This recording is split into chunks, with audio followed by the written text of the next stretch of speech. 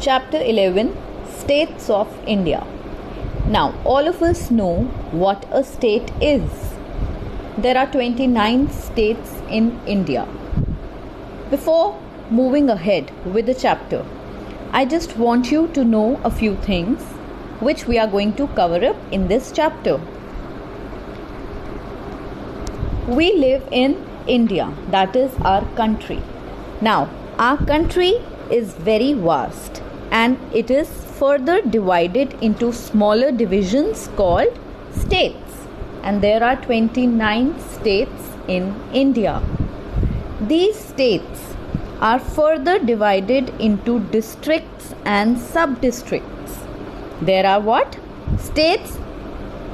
Country gets divided into states, and states further get divided into districts and sub-districts, which are called tehsils, taluks, blocks, mandals, etc. Now children, all of you know that we live in Uttar Pradesh, right? It is a state which has got 75 districts. Although this is not a part of your chapter, but I would just want you to know, since we all live here, we must know how many districts are there in Bareilly. In Uttar Pradesh. There are 75 districts, and Bareilly, where we live, is also one of its districts. Now, these districts are further divided. What districts do we have? We have the following: Aola, Baheri, Faridpur, Mirganj, Bareilly Sadar and Nawabganj. So, this is the whole picture: country, then states, then districts, sub-districts, and then tehsils, blocks, taluks, mandals. This is what we are going to cover up in this chapter. Now, I am going to send you a picture in which there are different tehsils, different blocks given of Bareilly. Beginning this chapter from here, I am going to read it out. India is a very vast country. For administrative purposes, the country is divided into smaller divisions called states. Now, why is a country divided into states? It is divided for administrative purposes. Now, what are administrative purposes? Administrative purposes is to carry out some duties and responsibilities, public duties and responsibilities. So, it is further divided into states. And then, each state is divided into districts and sub-districts. What are they called? They are called tehsils, taluks, blocks or mandals. Again, these are divided for better administrative purposes. Each state has a capital where the chief minister has his office and secretariat. Now, every state, what does the state have? Every state has a capital. What is the capital of Uttar Pradesh? All of us know it's Lucknow. And the chief minister has his office and secretariat in the capital city of that state. A chief minister is the administrative head of the state. Who is a chief minister? Chief minister is the administrative head of that state. The political map given below shows the states of India. Now children, see, if you count these states, there are 29 in number. We have 29 states in India and 7 union territories. What are those territories? We are going to study them further. Then, let me read out the Factpedia. Each state has a governor who lives in the official residence called Raj Bhavan.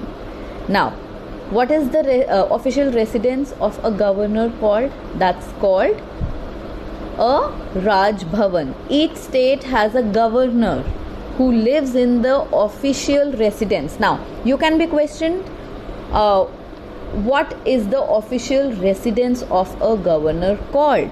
So, that's called Raj Bhavan. India is a peninsula surrounded by water on 3 sides and on one side by land. Look at the map and name the water bodies that are found along the coast of the country. This you all have done. Now, the Arabian Sea lies on the west of the Indian peninsula. The Bay of Bengal lies to the east and the Indian Ocean is in the south. The neighboring countries of India are Nepal, Bhutan, Pakistan, Bangladesh, Afghanistan, Sri Lanka, Maldives, China and Myanmar.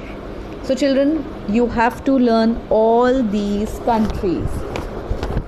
1, 2, 3, 4, 5, 6, 7, 8, 9. There are 9 neighboring countries of India. Let's repeat. Which are they? They are Nepal, Bhutan, Pakistan, Bangladesh, Afghanistan, Sri Lanka, China and Myanmar. Now, under it you can see a table given with states and all the capitals. You are going to learn this thing by heart and I am going to ask you. Coming on to the Union Territories. Which are the Union Territories? Let's just read them out. Andaman and Nicobar Islands with the capital city Port Blair. Chandigarh is also a Union Territory with the same capital. Then Dadra and Nagar Haveli, which has a capital called Silvassa. Daman and Diu, the capital city is Daman. Lakshadweep, the capital is Kavarati. Then Delhi, National Capital Territory, the capital city is Delhi. And Puducherry, now the name has been changed, earlier it was Pondicherry. And the capital city is what? Pondicherry. The Factpedia. Uttarakhand was carved out of Uttar Pradesh. Chhattisgarh was carved out of Madhya Pradesh and Jharkhand was carved out of Bihar. So, what does that mean? Earlier, Uttarakhand was a part of Uttar Pradesh only, but now it is excluded from Uttar Pradesh and it is a new place, a new state which is carved out. So, Uttar Pradesh has been divided into 2 parts, which is Uttarakhand and Uttar Pradesh. Similarly, for Chhattisgarh, Chhattisgarh has been taken out from Madhya Pradesh and is now considered to be a state. Similar for Jharkhand, which used to be in Bihar. So children, that's all with this chapter. It's a very small chapter and a very easy chapter. And we are going to learn these states and capital cities now.